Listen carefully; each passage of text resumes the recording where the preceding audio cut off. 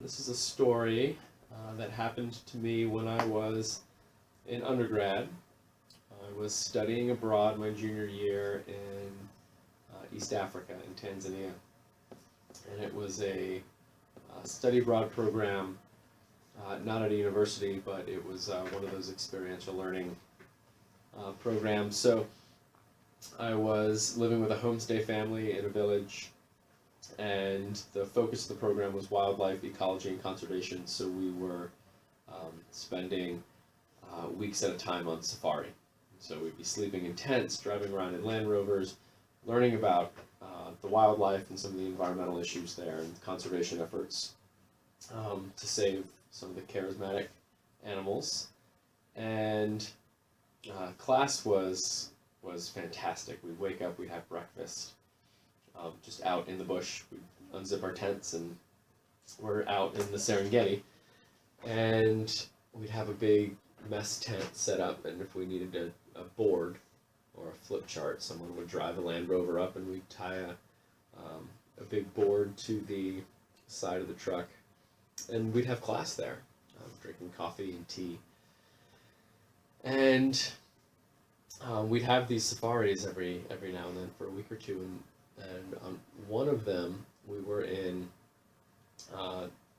camping on the rim of the Ngorongoro crater, which is a World Heritage Site, I believe. It's this ancient volcano that is extinct and is now just a caldera. So there's a crater which has just an incredible concentration of wildlife, and it's ringed by this tall mountain, like these curtains of mountains, because it's a crater. And so during the day, we would drive around in the crater, and we'd see hyena and zebra and lions and impala, and then we'd have to camp on the crater rim, because nobody's allowed to camp inside the crater. And so we've done this before, and we know that occasionally you'll see elephants or zebra, and you can hear hyena and lions in the distance.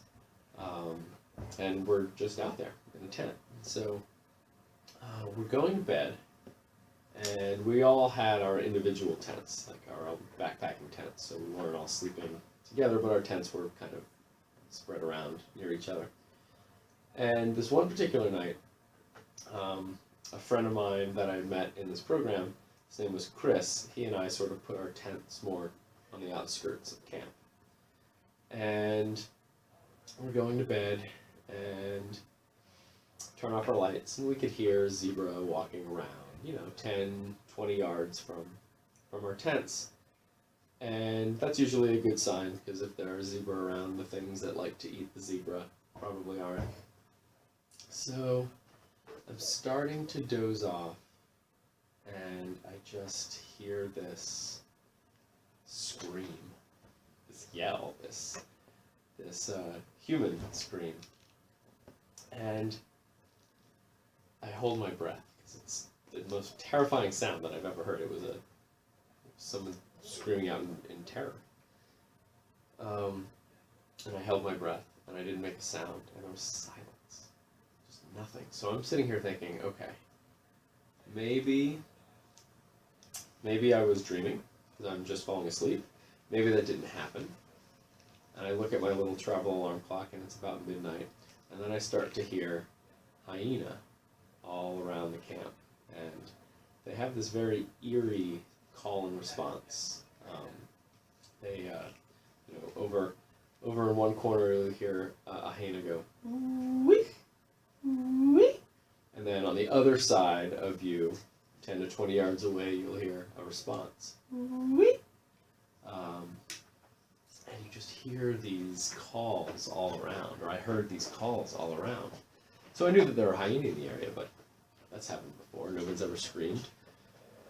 So now I'm starting to get very nervous, because it was a loud scream, and there was no sound. Nobody was rustling.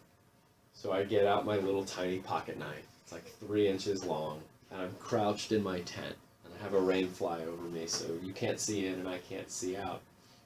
But I can hear these animals walking around and calling to each other. And so I'm starting to have these terrible thoughts, like, okay, I probably wasn't dreaming because I'm too scared to believe that. But why didn't anybody else hear that? And so my thought is that every other person is dead. They've all been attacked by this clan of hyenas, and what I heard was the last person who was still alive getting eaten. And I have these visions of having to waking up in the morning and just seeing carnage across camp, body parts, blood, half-chewed human carcasses. And while that's terrible in of itself, I also don't know where the hell I am. I'm somewhere out there in East Africa, and there are Land Rovers, and I could get in one and start driving, but I wouldn't know where I would drive. And I only barely speak Swahili, so I couldn't really flag someone down that didn't also speak English. So these thoughts are going through my head, and I start to, put my headlamp over my head. It's still off. I'm not making a sound. I don't want the hyenas to know that I'm still in here, although they can certainly smell me. And I've got, I'm crouched there on my hands and knees with my little knife out, and then I hear a zipper. And it was in the tent next to me. It was Chris, where I heard the scream come from, and I was immediately relieved because a hyena isn't going to use a zipper. But it's been 10 or 15 minutes at this point. My heart is racing, I've got cold sweat, and so I hear him unzip his tent, so I jump out of mine, and I look outside and there's fog everywhere. We're inside of a cloud because we're at about 8,000 feet at the top of this crater, and this fog has rolled in, and I can't see more than 5 or 6 feet in front of me. And I turn to see Chris's tent, and he's backing out of his tent with his knife in hand. And you don't back out of a tent. Usually you would walk out just like you would any door. But he's very focused on something inside of his tent. He's backing out of it. And he is white as a ghost. He's terrified.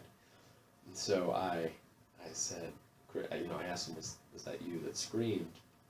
And he said, he just nodded his head. He didn't say anything. And I said, what happened? And he just pointed to the other side of his tent. So we slowly walk around to the other side of his tent, and there's a big gaping hole where a hyena had bit through the rainfly and through the tent. And then we start walking a little ways away where we see this book bag on the ground. And the book bag is torn and it has big teeth marks in it. And he goes and he picks it up, and then we go back to his tent. He's starting to calm down, but he's still very, very shaken. And he tells me that he was just sleeping there with his head on the book bag. He was using his book bag as a pillow. And he woke up to the jaws of a hyena right next to his face. Just by luck, this hyena didn't crush his head.